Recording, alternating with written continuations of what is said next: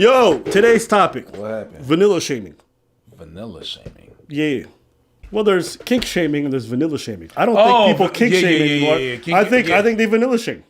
Now, yeah. I don't think kink shaming is even. I think it's vanilla shaming now. Yes. If you tell people you're not into weird stuff or any freaky stuff, they're like, "Ugh, you're so normal. Oh, you're so boring. I'm not gonna lie, that's become a big old pet peeve of mine. Why? Because I'm vanilla. But there's more to it. than that. You're hurt. I'm actually not hurt. What I think it is, I think there's a misconception out there when it comes to what qualifies as quote unquote good or not good bedroom fun. What makes sex good for some people is going to be different for others. But the way a lot of people are introduced to anything bedroom related or anything intimacy related is, i.e., through adult videos or B, through physical responses to things. But when you don't know what you're doing in the bedroom, what do? You just do things you're emulating other people. The whole kink stuff is great. Like you want to bring whips and do all this other stuff, go ham, go do your thing. But if you think that's what makes you good at intercourse, you have no idea what the fuck you're doing. No clue. If you can't even do the basics, what is the basic? Can you even touch someone well? Because best believe, a lot of you motherfuckers have no idea how to touch someone in a way that makes them feel physically good.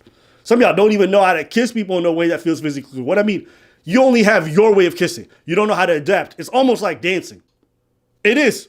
You have your way of dancing, but if a partner is at a basic level or at an advanced level, you're going to do different things. You can't just try to do every spin you want to do if your follow can't do that shit. But the way some of y'all motherfuckers is, y'all be just using tongue like it's anybody. Some women don't like tongue. Some women like it. You have to even know how to look at the cues.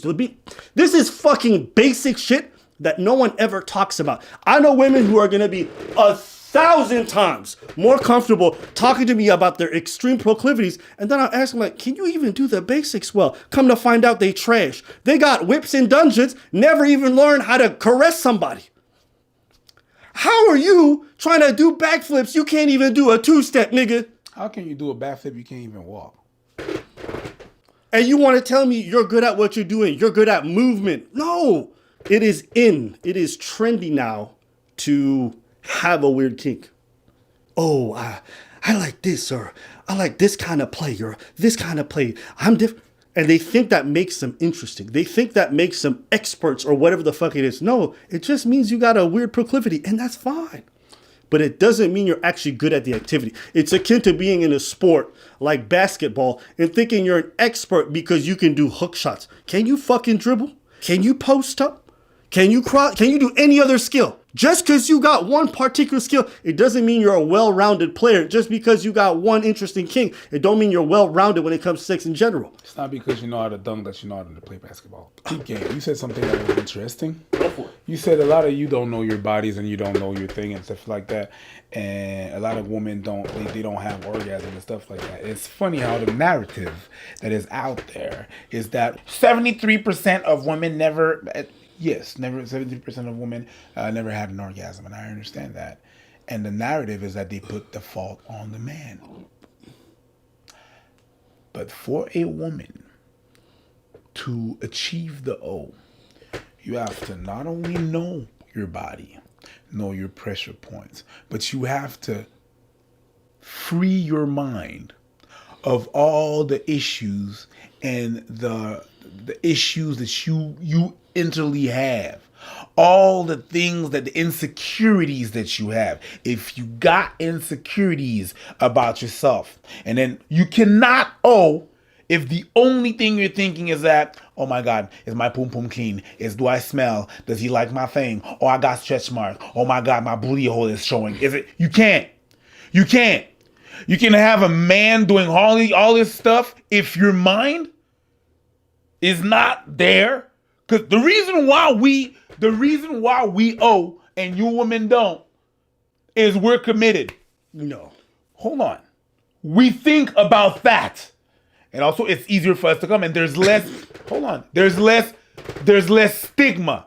You have to understand, I'm not saying it's entirely your fault. There is less stigma around, you know what I mean?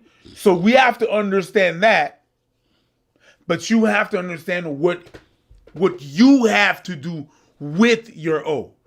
How much it involves what's going on in your mind. You being able to achieve that. Yeah. Like, it's not just a physical thing.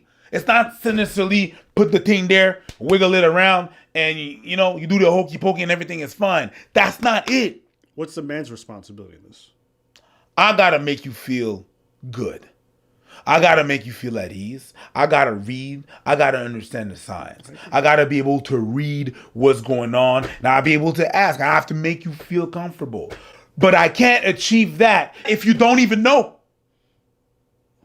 Yeah, I think the issue that some women may encounter in some situations is that some dudes don't care. I love Myron Gaines, where it's like, she comes gun, but I don't care. Pump it it's not down. important. Yeah. So there's dudes who approach it that way, and obviously the basic problem that you're having is that you're sleeping with somebody who doesn't care about your needs, which is like the first problem. You shouldn't even be sleeping with that person. Yeah. 'Cause why would you want to be involved with somebody who don't care about your needs? Boom. And if you're fine with doing that, then don't complain about not having an organ. You made your bed, laying it. Boom. Which is a boring bed, apparently. Okay? That's your choice. But if you're involved with somebody who does care and makes effort, then you have to do also part of the labor. We have to meet each other halfway. Just because the last dude didn't need you to participate because he knew all the spots, don't mean the next person is going to do the same. You can't expect the same things from every person. Because all the women are different anyways.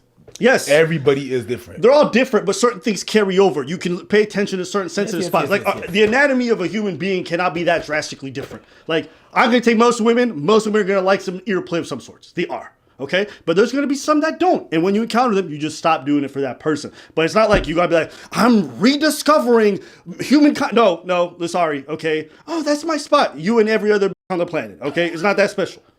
It's not. But it's okay. You need to have the experience with each individual. What I'll say is this. When we talk about what people should be able to do, they shouldn't be able to do, how to find pleasure, I just wish that we would walk away from the stuff that's extreme just because it's easily accessible. It's boring to talk about a good sense of touch.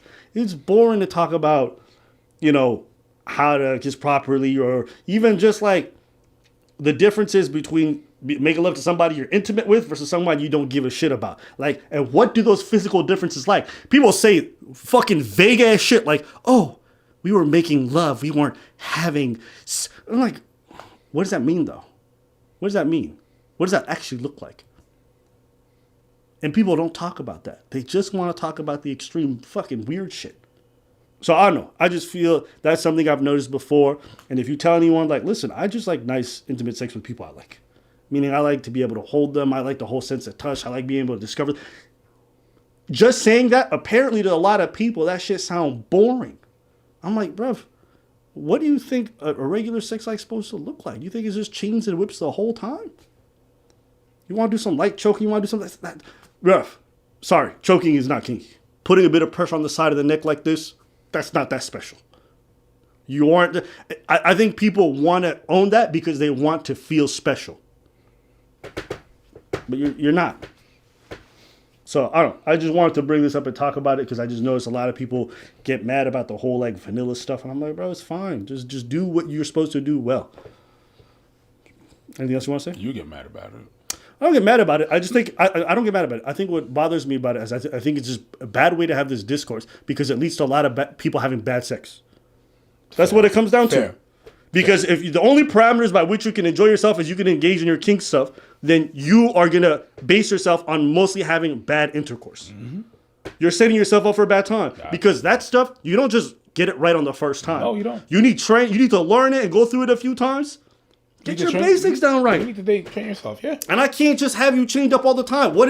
How about after sex care? Have you guys ever talked about that? To just lay in bed and be able to caress the person. What does it feel like? Do they like nails on their back? Do they like their back gently caressed? Do they like actual pressure? These are things I wish people talked about. Why? Because if you knew the differences, you would actually try it with your partner and be like, ooh, do that again. Now you guys can enjoy it even more. Motherfuckers don't talk. They just assume they just know how to do it. No. Sometimes it's good to not know. And people lie to each other all the time. You know how many women I heard think they give good head and that technique is trash? Listen, if you've ever been with a night walker, somebody who works in the industry, listen, that technique ain't the same as you regular ladies. Y'all think y'all fired? You not. You average at best. Oh, but I make the man. Listen, dudes will come on anything. Don't mean you was great. And just because you know how to make a dude do it when you use your hands or your mouth doesn't mean you know how to make all guys do it. You don't have that but you've convinced yourself because you've had some good feedback. That don't make you amazing at it. Yeah, no, I'm just making you amazing. Maybe someone lied to you. Maybe you're good though. Maybe you're good. But whatever. No, I got nothing else. All right, listen. I just wanted to talk about this because like it's just pet peeves of mine that I've Good noticed. subject. It's just pet peeves of mine I've noticed because I'm like, y'all don't know what you're doing. No. Here's the thing. I didn't know what I was doing for a long is time. fine. I was maybe 26, and that's when I discovered. Because I had one partner who blew me out the fucking water. Yeah. She blew me out the water. She's like, my nigga. Hey, listen. If the guys watching know what I'm talking about, y'all ever had one of them level 2 buster nuts? You know what I mean? Them tsunami alerts where you got to hold on to the rails because you like, yo, bro, am I coming or am I peeing? Because that shit is a flood, okay? Bruv, that shit had my whole leg twitching and shit. And everything she was doing from physical touch to foreplay to like taking her time. I'm like, yo, this is all Jasmine, whole new world, right? So it made me realize, oh, everything I know before this was so one-dimensional. There's people who approach this from every fucking angle. Yeah. And then she opened my eyes to being able to be physically intimate in a much more deeper way. And so all this to say, it's okay to not know. It's okay to be like, you know what, I got a lot to learn. And, you know, I've enjoyed the experience I've had up until now, but I don't think I'm amazing. It's okay to be humble about this whole shit. But everybody want to act like they top dog.